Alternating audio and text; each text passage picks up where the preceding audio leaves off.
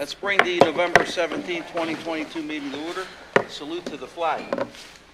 Pledge allegiance to the flag of the United States of America and to the republic for which it stands, one nation, under God, indivisible, with liberty and justice for all.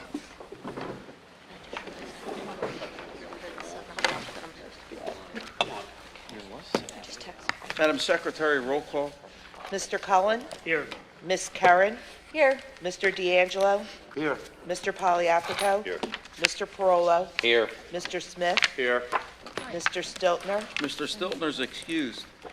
Ms. Paglione? Here. And Mr. Ciccoletti? Here. Mr. Solicitor? Yes, thank you, Mr. President. There was an executive session tonight that started at 6:30. All members of the board who are present tonight were present at the executive session, along with Dr. Davis, Mr. McHugh, and myself. Confidential items, informational items, personnel items, and collective bargaining items were discussed at the executive session, which concluded just before this meeting started. That's my report. Thank you, Mr. Trullo. You're welcome. Do I have a motion to approve the complete agenda? Motion. Mr. D'Angelo? Second. Second by Mr. Poliafico. Any questions? All those in favor? Aye. Nays, abstention, motion carries. Reports and presentations. Executive Director of the Grundy Foundation, Mr. Gene Williams. Is Mr. Williams here? Amy, you're going to take over for him? Amy McIlvain will be handling the presentation. First, let me begin by extending the apologies of Gene Williams. Something happened late this afternoon, and he had called and Okay. asked if I could step in. So I don't know if you can see it. Do you have the paperwork in front of you? We have it. Okay. So I'm here to give a presentation on the activity of the Academic Oversight Committee. If I get this right. Nope, still not getting it. My problem is I can't see. Excuse me. Oh, Dave, can't we put that on the screen too? I did, I hit it. Space. Something's happened. I don't think we have it.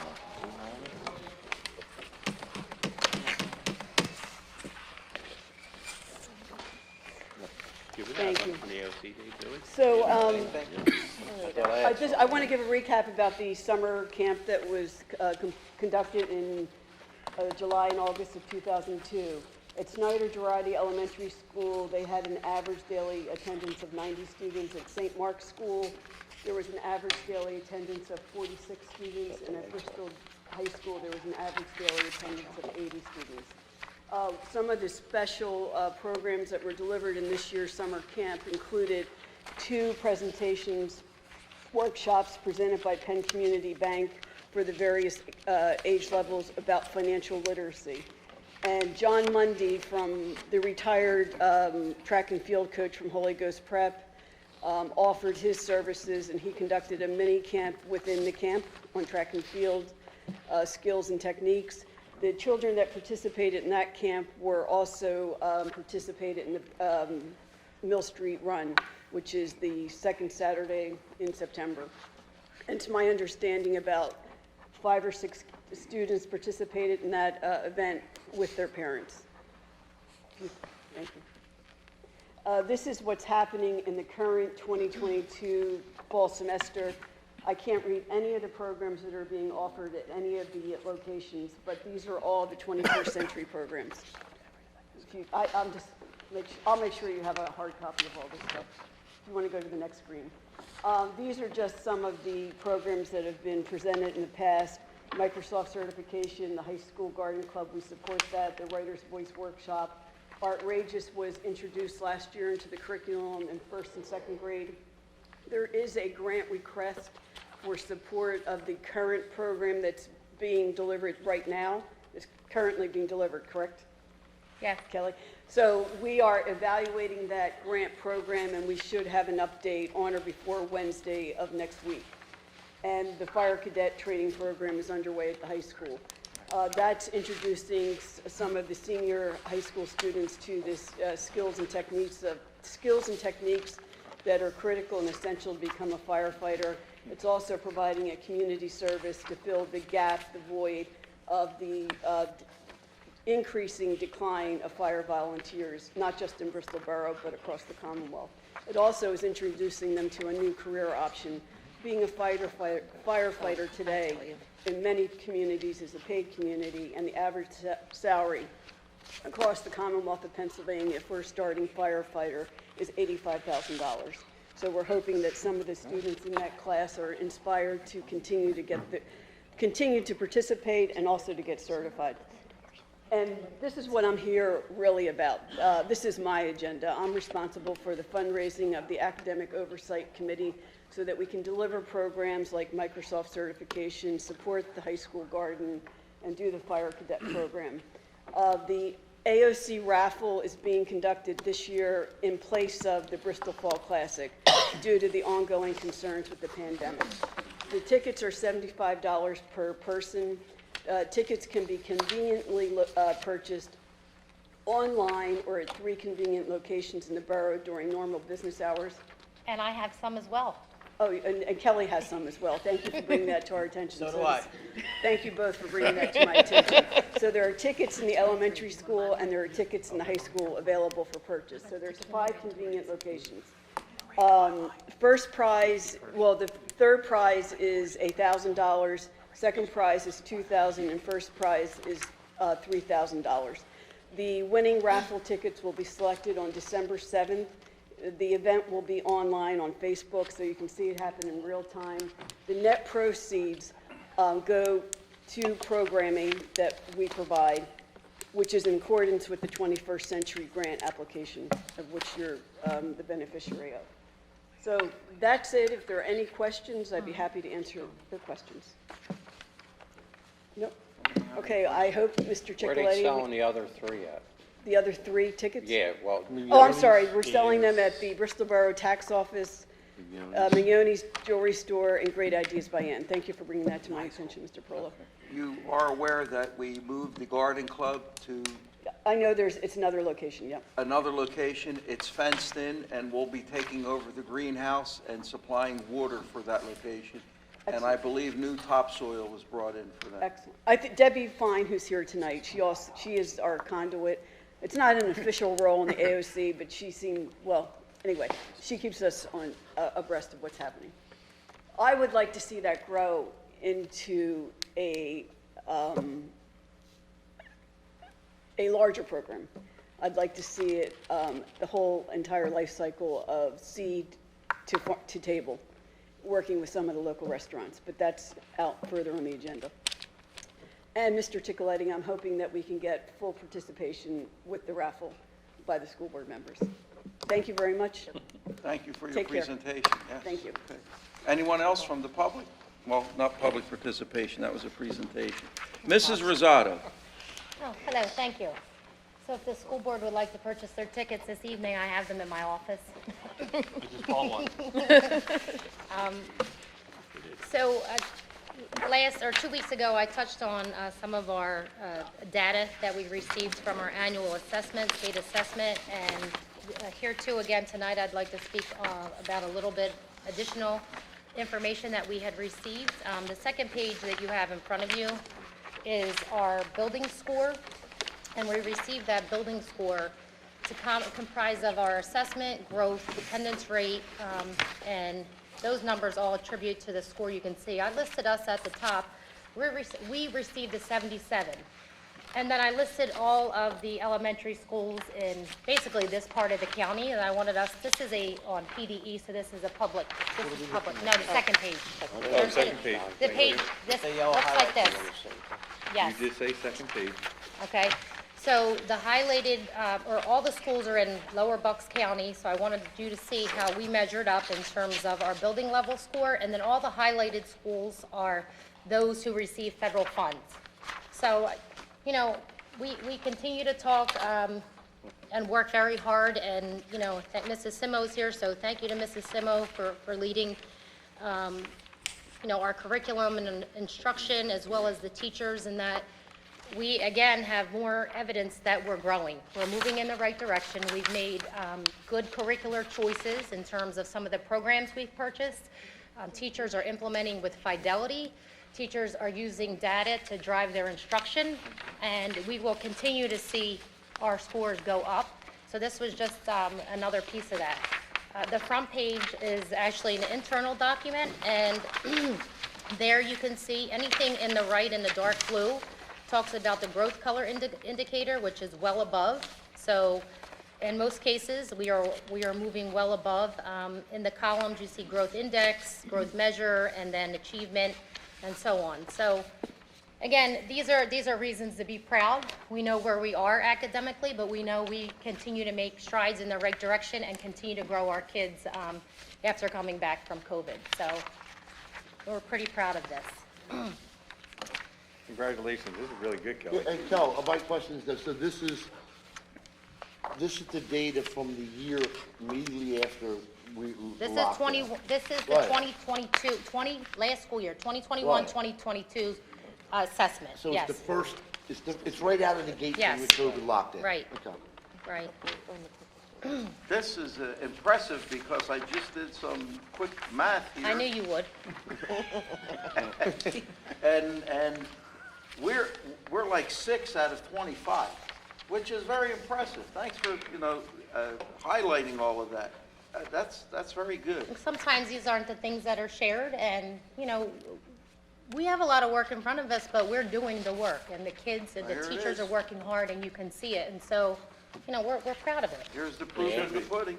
This Yeah. is a good comparison. I always save these test scores because it seems like every election time, somebody decides to run and, throws up the scores out there and saying that, I'd be happy to provide you with an additional copy, should that happen, Well, Um, you know what I would like to do is like you say, just put this up on our website. Yeah, we can, this is a This public is something to document. be proud of. It Now, is. on the front here, the color coding, Yes. correct? Yes.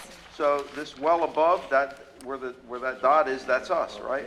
So this is all us, so you have, Fourth, fifth? PSSA math for, it says for the span of, Okay. it's 4 to 6, and then for ELA is the second part of it. Good. And so the growth indicator is really what factors into, like what the teachers will see. When they acquire students, right? So they get them for a school year, and so they get them at whatever proficiency level they're at. And that they can't control, but what they can control is how much they grow based on what they're doing with them in a school year. So that's really what's important to us, not where they came in, but how much did you grow them in the time that you had them. And that's all the data meetings that we have, the looking at, being intentional in these types of interventions and whether or not they're effective and, going back, what I had talked about last meeting as well. So, this is excellent for the teachers because it shows that their hard work, sometimes you're not rewarded by just achievement data, but you're rewarded by your growth data and what you did with them in the time that you had the students. Hey, Kel, the other thing that I would like to ask is, so again, this is the first right out of the gate. So Right. next year, we'll have similar data to compare, right? And so we've got, in PSA math, 4th and 5th, they had excellent growth, right? Yes. So, the logical thing would be next year, in 6th, that growth might not necessarily not be as much. That's not the measurement we want. Then we want to see the actual scoring, right? Right. Because you can't keep growing exponentially, right? Well, we have a lot of room to grow. Yes. Because of where our achievement is. Absolutely. So we do have a lot of room to grow Okay. in all these areas. And the teachers are aware, so these are the kids that, if you're a 6th grade teacher, they're in 7th grade now, right? You're looking at 6th grade. Yes. So, by the time we get the data, they're gone. However, we have, the 5th grade data are now the 6th graders. So when we're looking at 6th grade math, Ms. Agastar, who's the teacher, has that data and knows kind of where their proficiency is and will grow them from there. And so you should continue to see Yeah, I the mean, growth we can because of use where it our for proficiency diagrams, is. right? So if you look at these things in a longitudinal way, Mm-hmm. so next year, we look at kids that were really had a lot of growth in 5th grade, and hopefully it should be showing up, or it should, and when it's, where it's not, right, we see right there, in between 5th and 6th grade, something, you know, there's some things, steps we can take. There are steps that we can take, and we are taking those, and I think by giving the Fast Bridge, which for us is diagnostic, but it's also a benchmark. So we give that 3 times a year, and it's very indicative of how the children will do on a standardized test. So it's not perfect, it doesn't align 100%, but it does tell us how they're going to perform. So we almost know already before they take PSSA how they're going to perform, but we're using that all along to form small groups, provide interventions, have them in the after-school program where they're getting more tutoring, and, you know, we continue to do that. Absolutely, this is really Good great, news. great Great news. news. Thank you. You're welcome. Good job. Thank you. Last Wednesday, we hosted our first Quarter 1 Outrageous showcase, and it was for the children in grades 1, 2, and 3 who had Outrageous for the first quarter.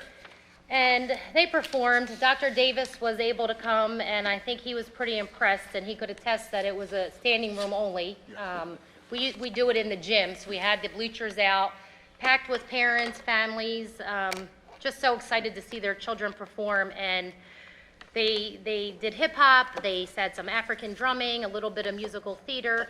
But what you could see the difference in, because I know you're going to vote, what you can see the difference in 1 year, so the children who were 2nd graders and 3rd graders who have last year under their belts, how confident, their poise, even their moves, how much more refined they are, and just the love for the arts. And I appreciate that, and so I thank the AOC for their support, and hope that they will continue to support it, and you will be able to come to the next showcase.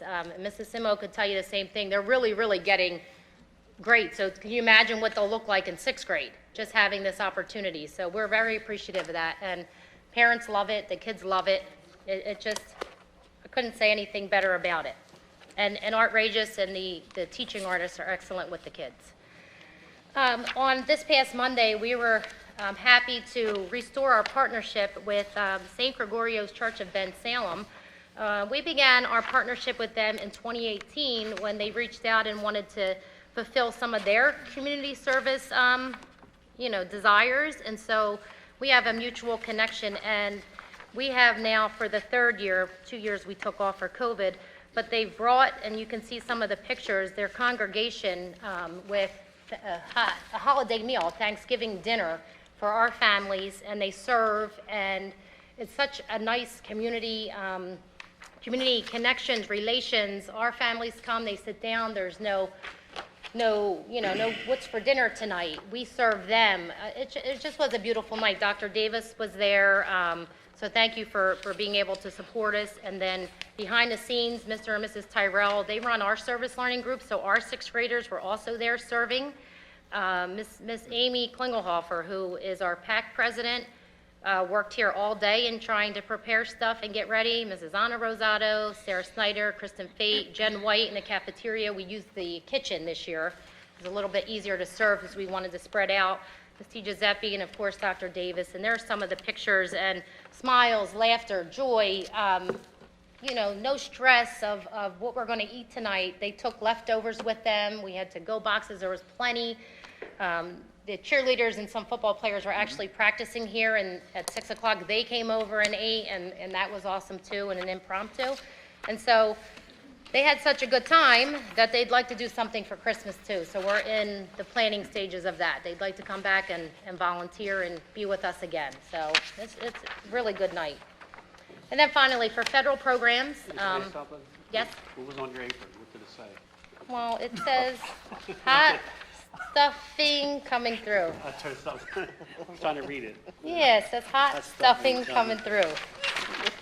There is actually a parent meeting going on right now, and they're in the cafeteria with the PAC and the PTA, and we elected new officers, and so they're announcing those and going over a few other additional items. I already talked about for Title I federal programs, our building level score, and our Outrageous program. So that's all. Thank you. Thank you, Mrs. Zada. Good report. Congratulate the teachers. Yes, excellent to the Maybe give them a teachers. half a day off the last day Do we have conferences? Yeah. before Which day? Christmas. Oh, they have half day, yes. They have a half a They day? have a half day. You giving me a hand today? Oh, all right. So I'll be reporting on some of our Keystone data that we just received, which the high school participates in Algebra 1, Biology, and Literature. I printed off the graph from the PVOS website, and it had a comparison from 2021 to 2022. And this is our growth chart in the high school. Our Keystone Algebra 1 scores in 21 were well below our mark. And now this is not our scores. This is our growth indicator as a group. 2022 last year, we really did a great job in our math department, and now we are in the meets the expectations. We really made a nice move to the right in this graph here. Next, Keystone Biology in 2021, we were below our growth benchmark, and 2022, we bumped it up to meet the expectations from our statewide data. In the Keystone Literature part, 2021, we were below the scores that we wanted to be at, and now in 2022, we are well above. So I didn't get too technical as Kelly did. She's really good at reading it. She's teaching me how to read it a little better, but I want to give you guys a small picture of the progress in our growth chart that our high school is making towards getting better in these subjects. The bullet points I have here, the first two are for biology. I also want to give you a little snippet of the Keystone testing. 2021, we had 18 students pass the Keystone Pathways for graduation in taking the biology test.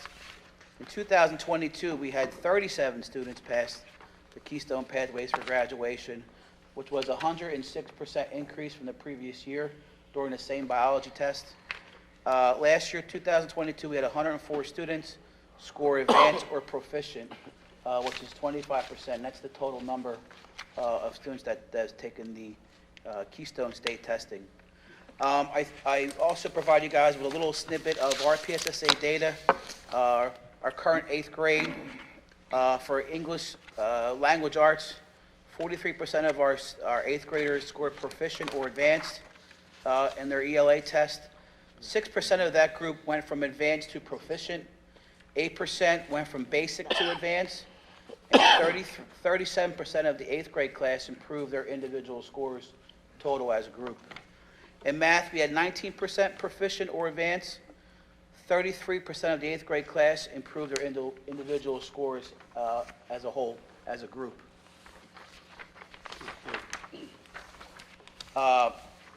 Next, on 11/18, we held on the back page, we held an evacuation exercise with our entire school staff, which was very successful.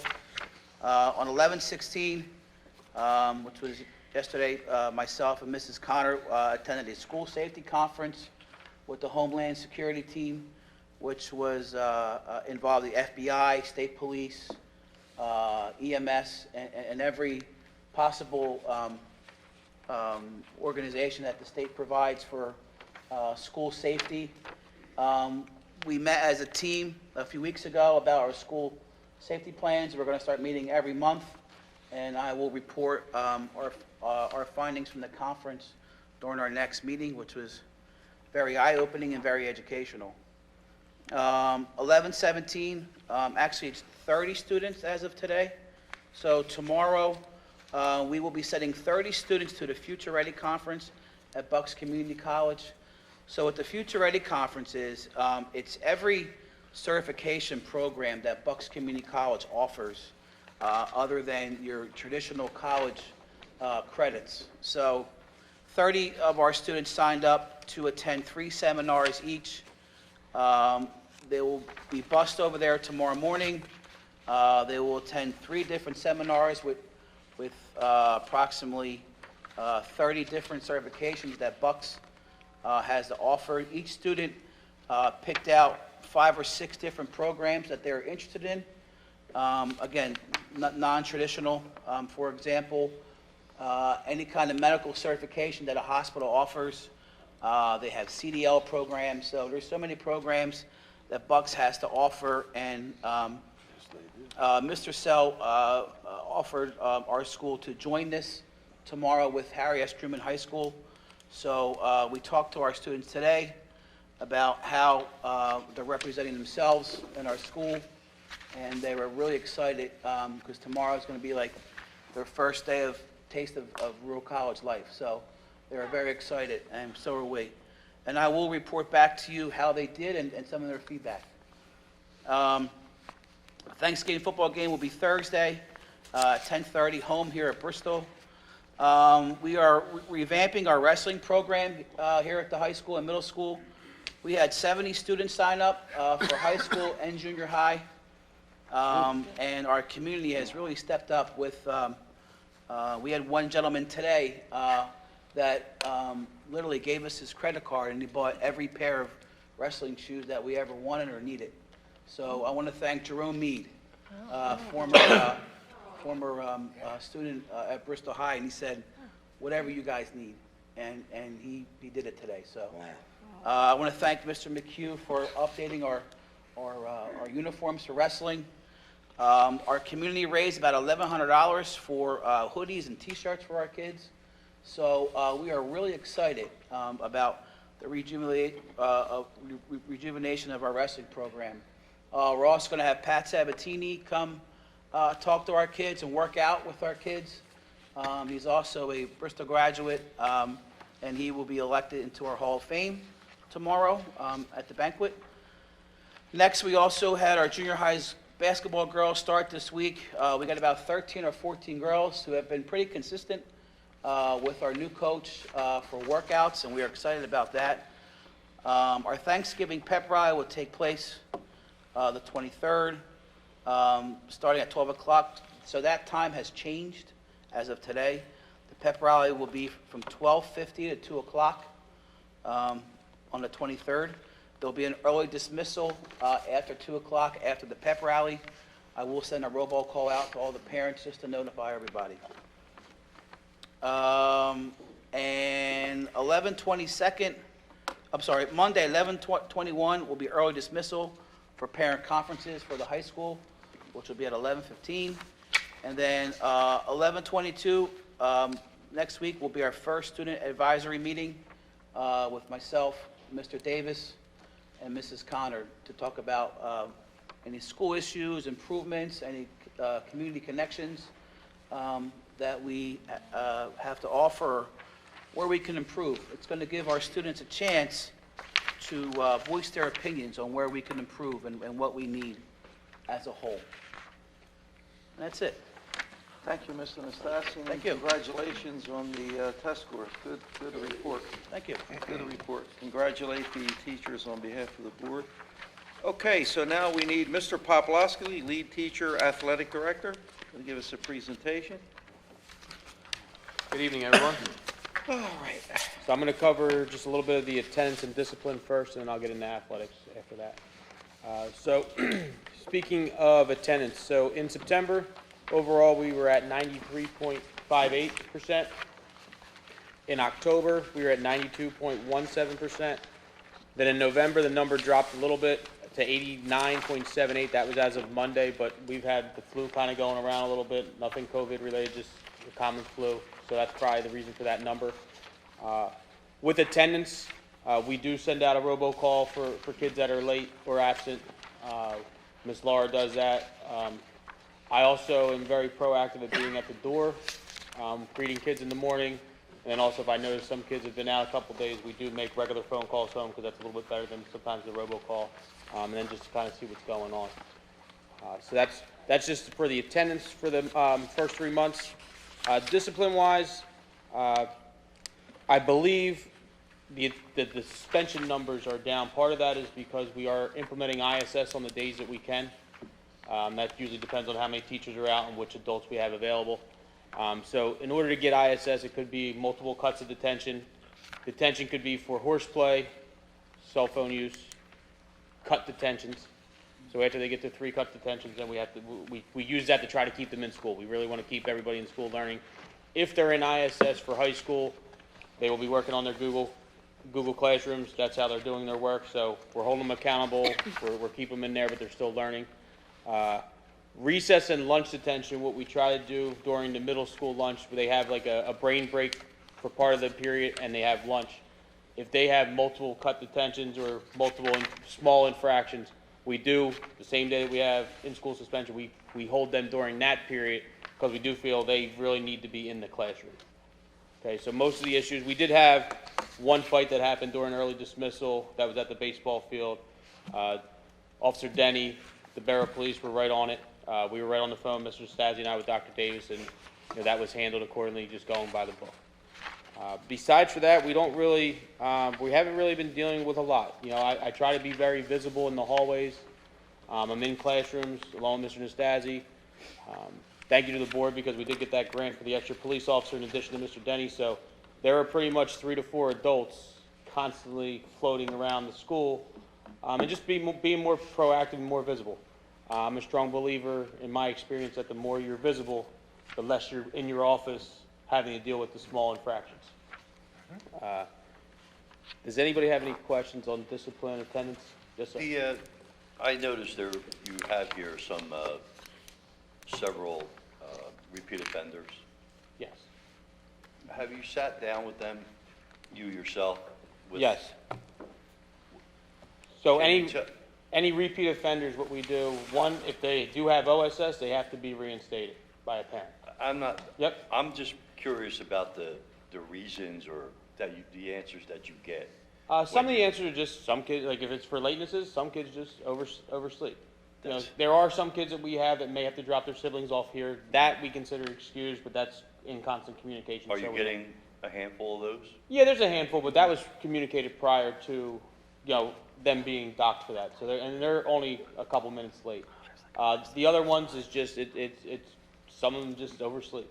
Really, Okay. Some of them have to get up on their own and they're struggling with that. I think because what I'm asking is, the home situation, we all know, some of our students have issues like that and stuff, and I'm just wondering how much of that are you hearing? Yeah, some of it is that. Some of it is just Is there them not anything getting. that we can do, you can do to, There's some things I've done in the past before here, like, it could be like a robocall to their personal cell phone, like not from our phone, but from the school phone. Just as kind of like a wake-up call, but once again, it depends on whether they have a cell phone. Mr. Denny does make some visits, but sometimes in the morning, that time is a little bit challenging because we do have, morning arrival.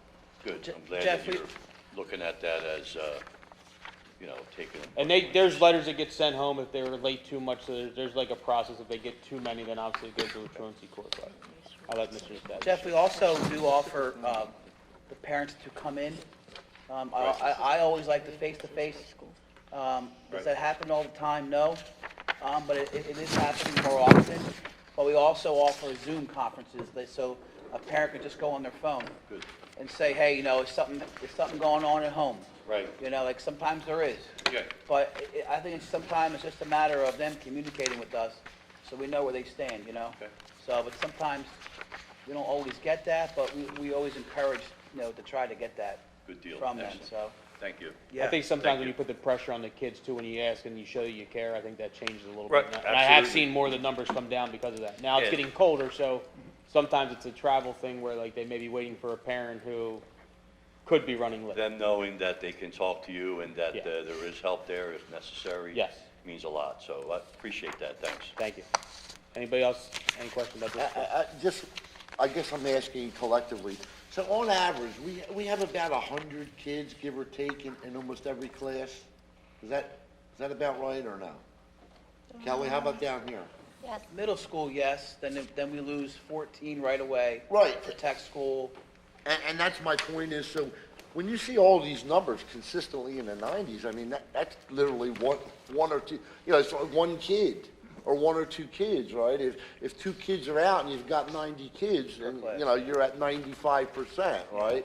And again, as the number gets smaller, each individual instance, you know, it becomes more pronounced, but it's really, you have to look into the number to say, well, even at the high school, if that number's low during flu season, it's because 4 or 5 kids got the flu. That takes your numbers down into, right? And also think, Mr. D'Angelo, even like September and October, when there was a little bit of a COVID hit, I mean, our numbers were still consistently in the 93s and Yes. 94s. It dropped a little bit in October when we got hit a little bit, but we were still above 90s, which is, I Yeah, think, and really good. absolutely, and my point is with the COVID, and look, the whole point was, if you don't feel good, stay home. And it's not necessarily for COVID. It's something that if you don't really feel good, you should stay home and make a ring. So, I mean, these numbers are good, and it's a shame that, you know, the state puts a lot of weight into these numbers, right? Yeah. But a lot of times, when you're in a smaller district that has a smaller sample size, you can see a few big fluctuations as opposed to a Council Rock or Neshaminy that has 1,000 kids in their grade, right? Or 800 or 900. So, okay, thanks. Appreciate it. Anyone else? Mike, Yes, sir. I'm looking at this. What's the percentage where, I see this a lot with lateness and tardiness, but what's the percentage with physical altercations, disrespect to the teachers, I mean, with that's, the disciplinarian problem? yeah, I mean, it's not one of our high issues. It's really low. We've had, It is? we do a lot of proactive stuff, so like when we hear things like whether it could be a parent calling or another student telling us about some possible bullying or picking on, so we made up a contract this year, it's like a peace agreement, so we'll call both students in, they'll sit with Mr. Nastasi and I when possible, that both of us can be in there, or Ms. Connor, and then we discuss with them, and then we also have them sign stating basically there's gonna be no further action from this of, you know, negative interactions, social media. Some of it comes from social media, some of it comes from over the weekend. But when we do hear about it, we try to nip it in the bud, so that's been very minimal this year. When it is social media, how do we handle that? We call the If they're kids down. bullying on the social Yeah, media? we call the kids down. We've had some small group meetings.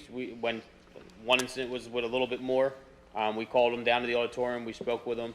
I'm a big advocate of, actually all those parents, at one time it was like 8 or 9 kids. I called every parent after we met with them just to make sure that they were aware, which the parents do appreciate. And then sometimes, you know, we're able to dig a little bit deeper to figure out what it is and kind of eliminate some of the people that may or may not have been involved. You know, to be honest with you, we talking about the media, if there's, a lot of these physical altercations are happening outside of school. I think we might have had one physical altercation so far this year inside our school. But when things get to the media, we'll ask the kids, like, show us your text. Like, they'll show us. Most of the time, they'll show us.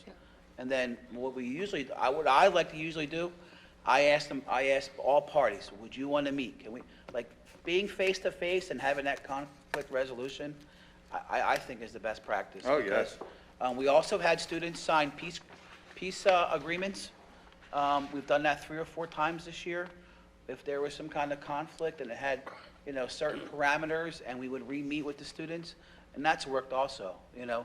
A lot of times, it's really trying to get all parties together and just communicate about some certain things. Now, are there times where some of the kids, no, I don't want to deal with that person, and that's fine, you know, so, but we try, even when there's altercations outside of our school, we'll get parents to call in. The next day, we're right on it.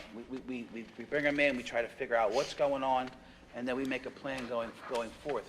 Because what's going to happen next? It's going to continue in our school, and by second or third period, you know, there's wildfire on who's doing what and what's doing who after school, you know. So we like to be proactive, and I think our parents have done a pretty good job letting us know what's going on. So which is a good thing. Thank you, good. Yeah. Okay. Okay, end of the discipline, I'll go right into the fall sports. So we had 159 student athletes in the fall between middle school and high school. Middle school field hockey had a new coach this year, Shauna Walp. So she led them to a 2-2-2 record. There's 23 girls that made it through the season. Middle school football had 29 participants. They struggled a little bit this year. They had a record of 1-6. Had a little bit of some eligibility issues with some of the kids. Varsity field hockey missed the playoffs by one game. They were 7-10-1, but they had 27 participants. Cross country, we had 4 people with 10 states. We had 19 total for that with a couple managers. Varsity football had an 8-2 record. They had 29 kids, which is still a good number. And then varsity cheerleading had 32 just for the fall. They'll have a different squad for the basketball season. Official start of winter sports does start tomorrow. We have had some preseason workouts and preseason meetings, so the numbers are looking good. With boys basketball, it's tough to judge right now because none of the football players can actively participate until we know. Same thing with wrestling. We had a good interest. Right now, we have like 20, 22 at the workouts, but we're probably missing 10 from football. And then for the public and for the school board, if you want, the website that we use for athletics is bristolhighwarriors.com. Don't just print a schedule off like now for like games in December, January. There are schools, including us, sometimes that struggle with transportation. There might be 3-4 events going on, so 1 or 2 might have to be changed. So just check it, continuously. I'll try to give, especially in the winter because we're a little bit busier, I'm going to try to give like a bi-weekly report of just like upcoming, or I always try to let Dr. Davis know when there's a change, just because I would hate to see anybody show up to an event and for some reason, it's canceled. So we try to make sure. We do use social media a lot for a lot of the announcements just because there is a lot of the public on that, but not always. Any questions regarding? Yeah, and with regard to the social media, Mike, you're doing a great job putting Facebooks out, and what is that Facebook page that, like Bristol Warriors. Bristol Warriors Athletics, yeah. So once you click it and it's gonna come up, you'll see the Bristol High Right, and I ask everybody, go out, look at it, and once you click and become then every time he sends a blast of a game, an athlete of the week, and it's a great way, because there are a lot of people that are using it to get information, so let's facilitate that. But Mike, what you're doing is really thank you. Outstanding, man. And just to give you guys a little, out of the 159 student athletes, we've only had like 5 kids ineligible, 6 kids ineligible like the whole year. Mr. Stassi wanted to implement a mandatory study hall once a week for all programs, so the coaches are kind of in there. For basketball, we have some outside coaches between cheerleading and stuff, so like I'll man that on the days that I'm available after school. But I mean, I check the grades sometimes when I'm watching, when the Phillies are on, I'm checking the grades at night because I have Focus on my phone, and like we have a lot of scholar athletes. Like there's not many failing many classes. You're talking high 90s. Some are, a lot of them are in honors classes. We got a lot in the college classes, so that's a very good testament, especially for our student athletes. It's just that. Mike, what's our Instagram? Instagram is same thing, Bristol Warriors Athletics. So we try almost everything's on both. I know some are on one and not the other. There is a Twitter. It's Bristol Warrior 1 if you follow it. Not as many people follow that. That's more of the younger kids, but we pretty much do try to share every single thing on there, and then the communications page also gets it for Facebook if you're on there. So I have a link that shares both, whatever is shared on the Facebook. So anybody else? Thank you, Mr. Papa. Okay, and thank you guys just for the scoreboard. I know the football players were very appreciative of it, and the community looked very nice out there. The first playoff game, first one we won, so it was definitely nice. Thank you. End of report. Thank you, Thank you, Mike. Mr. Paplowski. Mrs. Simikowski, how are you? Hello. All right. Good evening, administration, board. Thank you for having me tonight. Pleasure to be reporting. So I'm going to be community members. Thank you. I will be reporting on our discipline and attendance also as well. So we have a brand new software program called Focus, and it kind of makes it really easy to navigate and to pull up these numbers, as well as it's a cool database, and it's easy to access, allowing me to see the numbers plain and clear. It's kind of our hub for contact information for parents. It has our discipline. There is a PBIS, which I'll speak of, a PBIS component, attendance, discipline. So it's really easy to access. So this was not very difficult in making a little chart. So for September, it's the honeymoon phase. We're elementary. The kids are coming in bright and fresh, clean, ready for school. Everyone's happy to be there. We do have 2 in-school suspensions. Unfortunately, at the elementary school, we do have aggressive behavior. We do. We have some as young as kindergarten, to be frightfully honest. We have some little types coming in ready to punch and push other kids. And I'll discuss the reasons why, but it's mainly due to the trauma that they experience in their lives. Family instability. We have homeless. We have kids that are angry due to some of the conditions that they're living in and the trauma that they experience. So although the numbers are glaring at times, we do have suspensions at the elementary level, and it's a hard thing to battle. But what I do is I'm more of a therapeutic kind of counseling disciplinarian, where it's not an easy cut and dry situation. Okay, you push so-and-so, you're suspended. I'm not a mean guy. I try to get to the root cause of the problem, speaking with the individual, speaking with families. I get deep. About an hour conversation over just a little like elbow nudge, because to me it's a bigger problem, and I'm trying to be preventative and proactive. A famous line that I'm constantly saying when I'm dealing with these discipline issues is, okay, you pushed so-and-so, I get that, you were angry, you were mad, right? What are we going to do next time? Because being angry or being mad isn't a problem. We're all angry and mad, and that's okay. It's what we do with that. So I kind of try to teach them those skills to deal with, adverse situations or conflicts, or I'm coming in out of the car during morning admissions angry and heated. And it's nothing that the teacher did. It's nothing that the peer did. It's I'm angry. I can't explain it to you. You don't know what I'm going through, and I elbow so-and-so. So when we're looking at these numbers, there's kids behind these numbers, and there's faces that I love, and I do everything and we do as a whole school in our power to try to provide interventions, which I'll speak of in a sec. So we do have 2 in-school suspensions. We do have aggressive behavior. We do have defiance. We have kids that say no. We have kids that walk out of classrooms. And we do things to counteract that, which I'll discuss, but it's true. Oftentimes, when I do our end of the year, I have to do this report for our PBIS, which I'll tell you what that is and everything, but I do this report, and it looks like one time there were maybe 50 suspensions, and I'm like, yikes. When I looked at the numbers, it's maybe 15 kids with those 50 suspensions. It's repeated offenders. It's kids that unfortunately have some issues beyond our control of school. They may have behavioral issues. Some struggle with ADHD. There's other emotional and behavior categories that we as a school try our best to address. It's still, the home life is also a factor. So we do our best to meet with the parents and pull them in and explain the severity and the need for it. But it's still an uphill battle, but we're doing our best. In October, we have we have 7 out of school suspensions.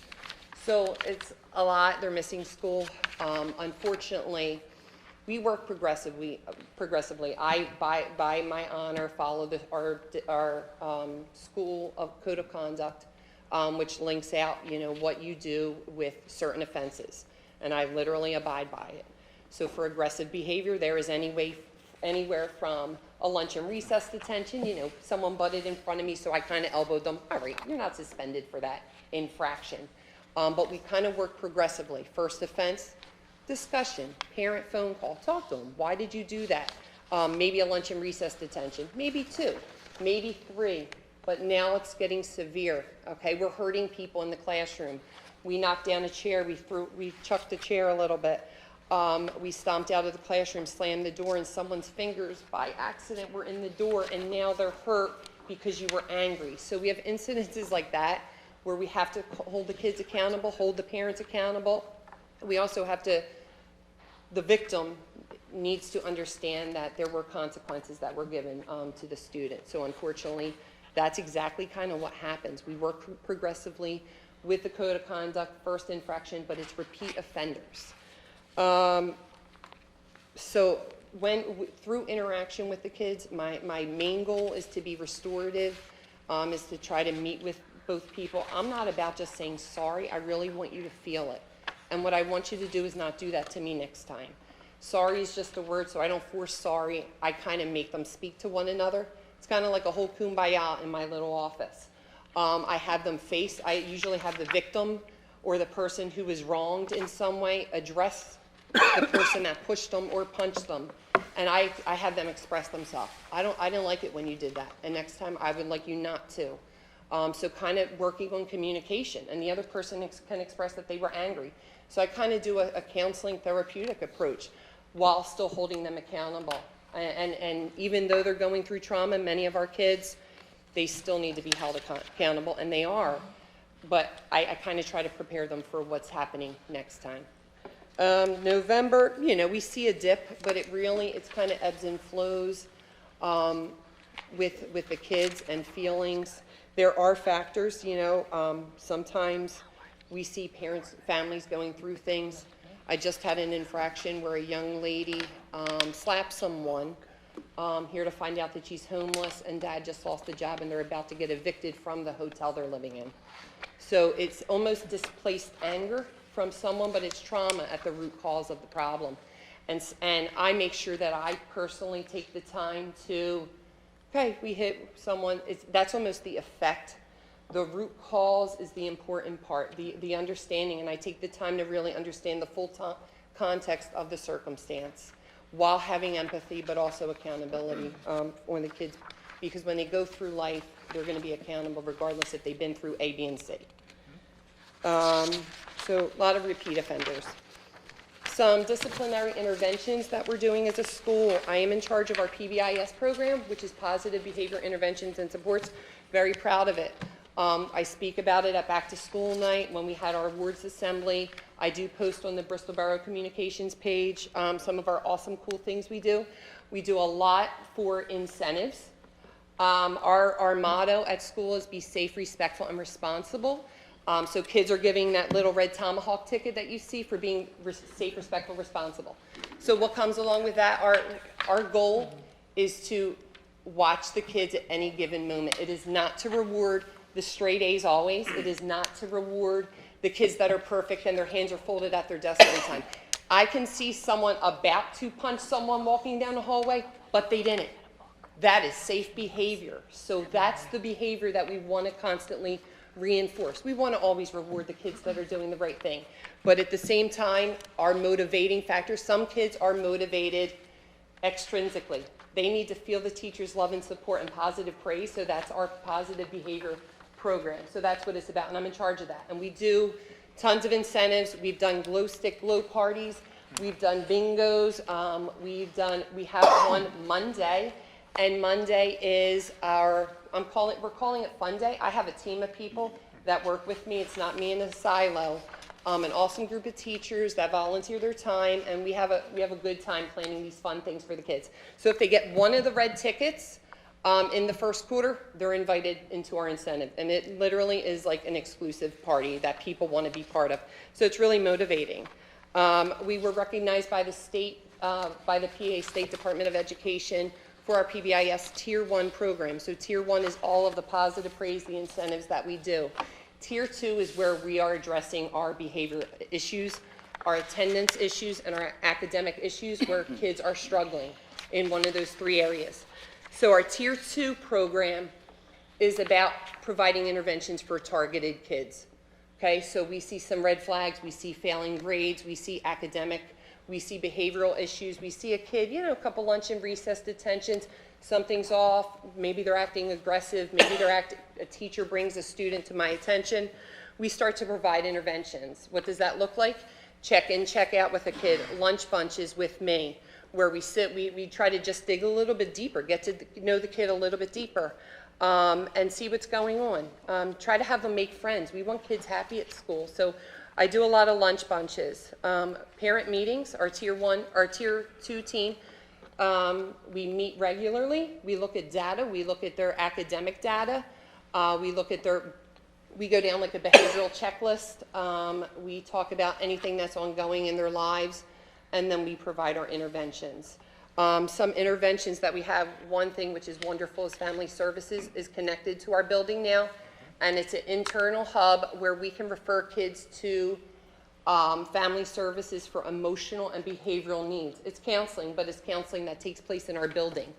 Our Tier 2 team recommends kids, and then they go through the process. And Family Services Incorporated works with the parent to get the kids counseling service that takes place in our building. So it's wonderful. We also have the SAP program, which is the Student Assistance Program. We do have a counselor that comes. It's a drug and alcohol related affiliated program, but once again, it's therapeutic, and it deals with the family and kind of the root causes of the issue, addressing the barriers for that kid being successful, while they're not as successful as they can be. We also adopted Positive Action, which is a social emotional learning program, where we have it built into our daily schedule. It's about 20 minutes a day in the morning or in the afternoon, where kids are doing self-affirmations. I believe I can be successful. I'm a good person. It works on a kid's self-worth. Because no matter what barriers or trauma they're facing, if you have resilience and you have a positive outlook on life, you can be something and you can face adversity. That's what we believe, so that's why we adopted that program. The attendance report.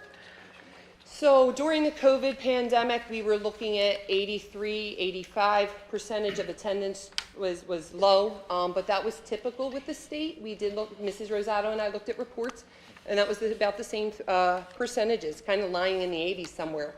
Right now, we're in the 90s. We're looking pretty good, pretty steady at 93, 92. We do have a goal of 95% for attendance. Our goal is 95%. That's kind of the state standard, or maybe national. In our school-wide plan, we do have an attendance goal to reach that. What are we doing to address it? Our intention is to meet with families. And as I said, get to know the root cause, the barriers, why the children cannot get to school on time, why they're absent. And unfortunately, versus the high school level, it's not kid-driven, it's parent-driven. It's the trauma, it's the, I don't work, I go to bed late, I'm up late, I'm struggling with my own barriers and issues. And I'm not really, it could be sometimes generational. Sometimes families, the buy-in of school and how important it is. So we try to express all of that, like one day of education is critical. And we want your kid to hear every day. So that's what we say every single meeting. We do give prizes out to kids. If I see them 3 days in a row, I'm like, yay, let's go to the PBIS prize closet, and they take something. I know in the office we sometimes give them little tokens, hugs, candy, something to show the children that we want them here. Maybe that'll help with the pressure of the parents. But we do have a system in place for our attendance. Our goal is 95%, as I said.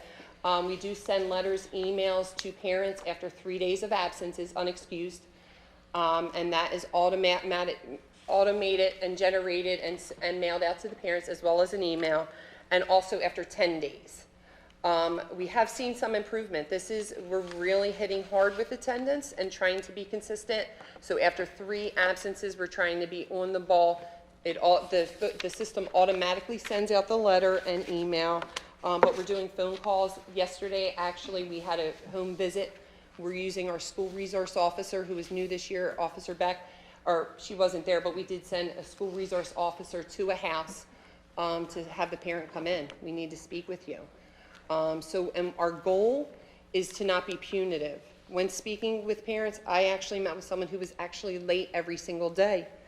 Myself and our school worker, Mrs. Rosato, met with a parent, and it was her issue. He's an only child at home, and he sometimes gets sad at night. They're staying up till 10:30 at night, but we had to have that meeting to get down. I said, is he going to bed early? And sometimes their parents aren't forthcoming. They're embarrassed. They feel judged.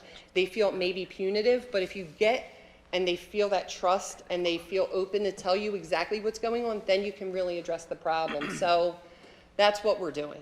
And I think we're doing a lot of great stuff. I'm open to questions if you have any. I just have, I don't have a magic wand or anything, but is there anything that you need?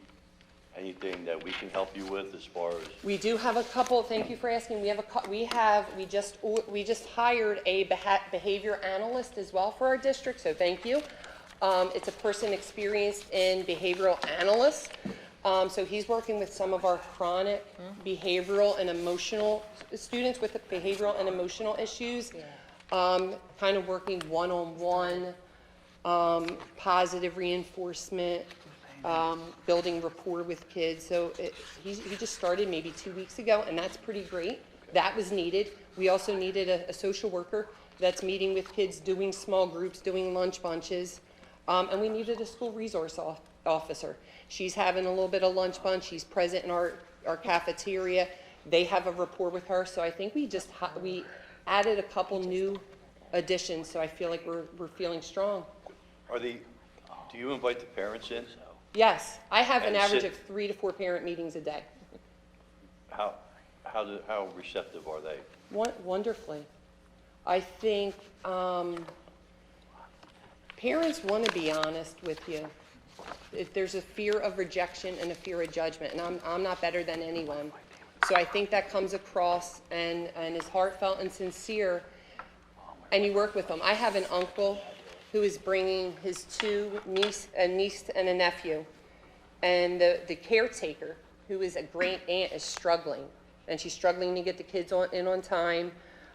Children and youth are heavily involved, and their hands are limited too, because the best place for children is in a safe environment. They don't want to displace kids, so they're not going to uproot kids and just give them to foster parents.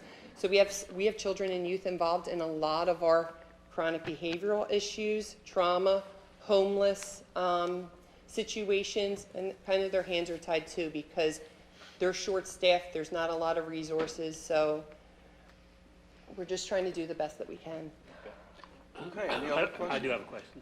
Sure. I just wanted to, Mrs. Mann, I wanted to jump back to the discipline thing. So you're saying a lot of these ones that are suspended, a lot of them have IEPs, they're repeat offenders. Is that where you're at with that? No, No? no, unfortunately. So we have this Tier 2 process. So we do have kids with special needs that have IEPs that do get in trouble. But in most cases, they have supports. They have an emotional support classroom, and they have an aide in the classroom. So I do make daily adjustments. For example, our art class behavior you had students some with IEPs, some sixth graders who are our most challenging at this year. Our sixth grade is a little bit of a challenge. So we made a couple adjustments, making sure that in addition to the music teacher, we had an extra aide in there. So students with IEPs, more so the emotional support classrooms, definitely do have behavioral challenges, definitely are included in these numbers. Unfortunately, some of these numbers are from kindergarten students, some of our sixth grade. That's a lot of the students with IEPs, but some younger kids too, that we have really escalated emotional and behavioral challenges. Well, if I'm doing the math right here, we probably have 700 kids down in the. Yeah, 700. Somewhere around there. 6 something. I mean, we're 1%, I guess, or discipline problems. I mean, that's a really low number if I'm doing that right. I mean. I'm going to say I would say in general, we have 20 students that can vary and have challenges. And it's the same 20. The rest of the 640 are doing fabulous. You answered my question. So, Yeah. I mean, what is the, like, I know that you have out-of-school suspension, in-school suspension. Where's that line at? Okay. Where do you have to? A great question. We work progressively. Like I said, in our board-adopted code of conduct, it varies. Literally, it says aggressive behavior, okay? And it varies from lunch and recess to 5 days out of school suspension. So where do you draw the line? Exactly. So I try to work progressively, taking the whole picture in, taking past offenses. This is your first offense. I'm a 5th grade kid. I had a bad week. Something happened at home, and I decided to elbow someone in line because they called me a name. We're not getting suspended outside of school. So I take a look at past behavioral discipline issues. I also take a look at how severe the infraction was. I try to start progressive with a lunch and a recess detention. There are incidences. I did have a 6th grade student, was having just a rough day and decided to smack a young man in the face for no reason. I was just kind of joking around. And I said, okay, and that I have to now explain to a parent, that her son was slapped in the face. And not only is that physically hurtful, it's also emotionally hurtful, especially at that age, okay? That can cause further issues. Remember when so-and-so, it can have a trickle-down effect, so that would be an out-of-school suspension, that you humiliated someone and you were very aggressive, even if it was your first situation. You know, but if you're a little first grade, second grade type and you elbowed someone in the hallway, it's a lunch and recess detention. So we Anyone do else? have some severe aggressive behaviors. No, but it is a very low number, and I'm really happy about that, and I'm really happy about the officer back in the school. I think I hear a lot of kids. She gets a lot of respect and a lot of feedback from the kids and stuff like. And Very much so. I talked to her. She's really enjoying it here. Of that 20, Yeah. are they involved in, or do they show any interest in the music thing, or do they show an interest in anything, or speak Are to they you like about anything? improving?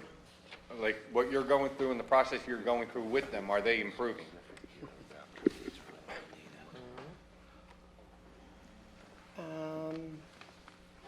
Time will tell. We have a lot of kids, I'm going to say maybe 15 kids in our family services therapy. A lot of them have emotional and behavioral needs that have not been identified officially yet. For example, there is a second grade student for about 2 weeks has been kind of tearing it up in the classroom.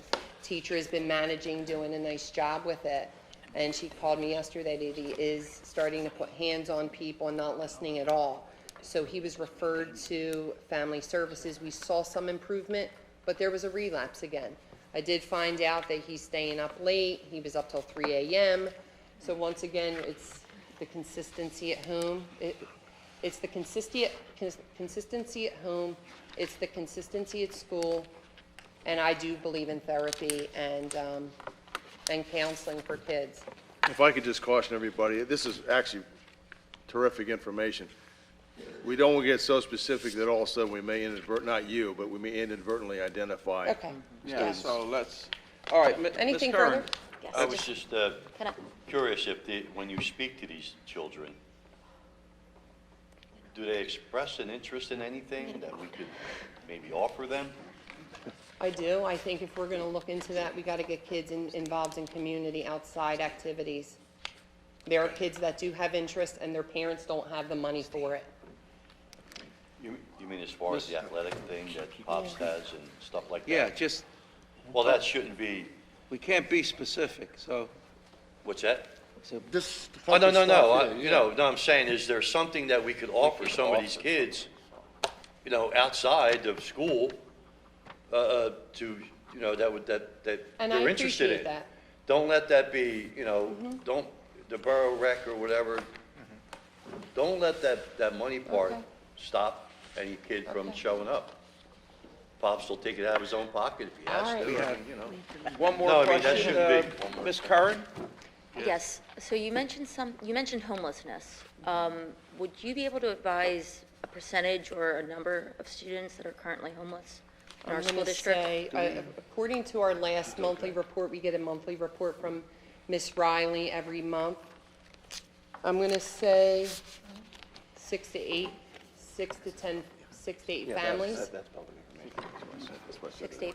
so that's, that are and most- reported as homeless. Either that's they're homeless. doubled up or living in a hotel or living with other families. are any of them Right. on the street per se? No, Outside of that? Okay. no. Okay. All right, any other questions? Okay, thank you, Mrs. Simakowski. You're welcome. Thank you. Thank you. Yeah. Okay, very much. Thank public you. participation, anyone from the public? Okay, let's go on to monthly business. New business, item A. Mr. President, I would make a motion that we approve the attached resolution indicating that the board will not exceed the index of 5.7% relative to our upcoming 2023-2024 budget. Do I have a second? Mrs. Paglione? Just wanted to make a quick comment. This is procedural. By January 31st of every year, we have to opt either that we're going to exceed the index or not exceed it. The 5.7% represents 8.78 mils, or about 639,000. So basically, we're acknowledging that we're not exceeding the taxes over that, the millage rate over that number. But as it currently trends, and budget's looking very good for this year, so there shouldn't be any need for that anyway. Thank you, Mr. McHugh. So all those in favor? Aye. Nays, abstentions? Motion carries. Item B. Mr. President, I motion that we approve the appointment of Harry Moyer as Bristol Borough School District's representative to the Bucks County Technical School Authority, effective January 2023 through December 2028. Do I have a second? Second. Mrs. Paglione? Questions? All those in favor? Aye. Nays, abstention, motion carries. Item 7, personnel. Mr.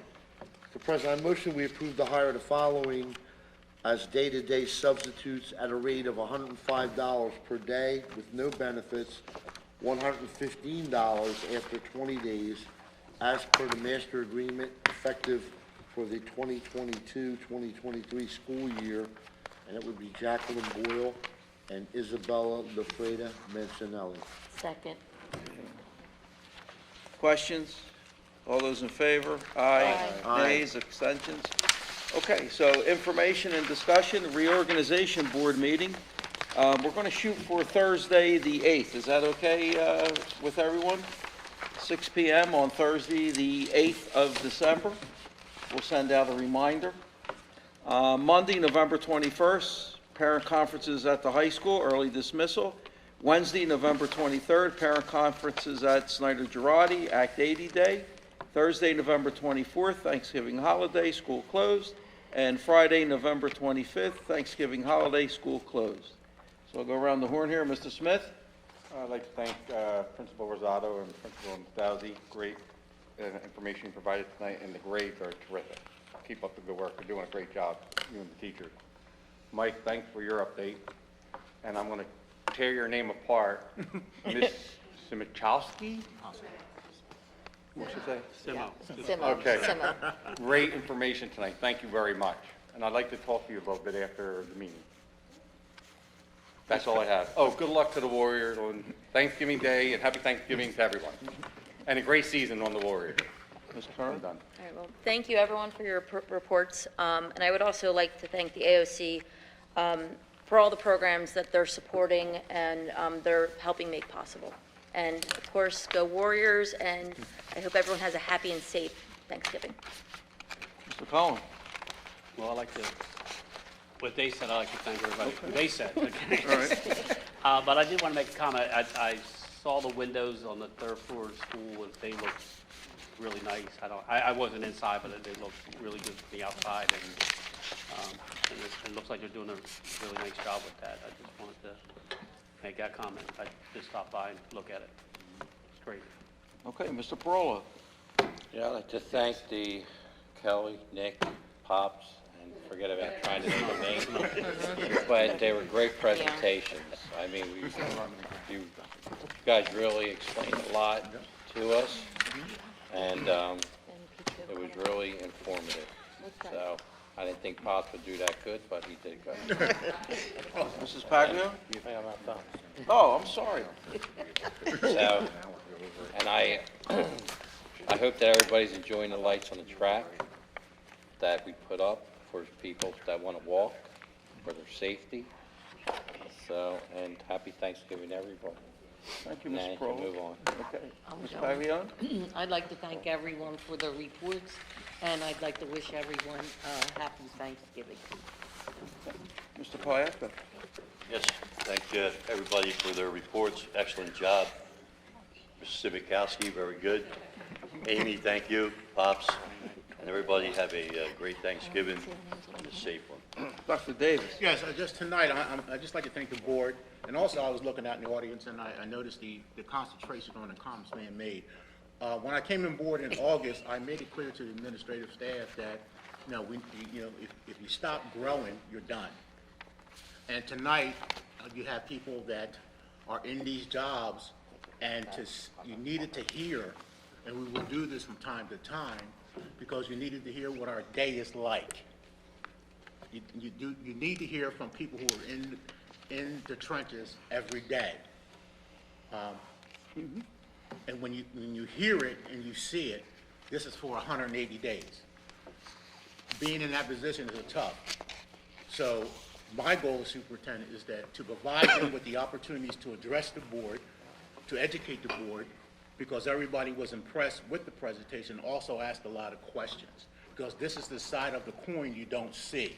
You just hear about it. But when you see it every day and see the people that deal with this stuff every day, it becomes more appreciative to the job that they do every day on behalf of our students and our staff. So you will be seeing this as we go through the year. Not only that, but dealing with the master scheduling, because I don't want the principals to do everything.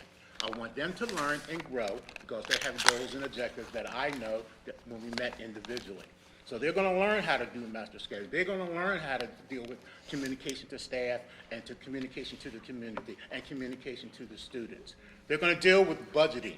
They're going to understand the process of budgeting, not just dealing with discipline and attendance. So that's my goal as the superintendent, to also to give them the information and the time and the knowledge base so they can meet their goals and objectives in their careers.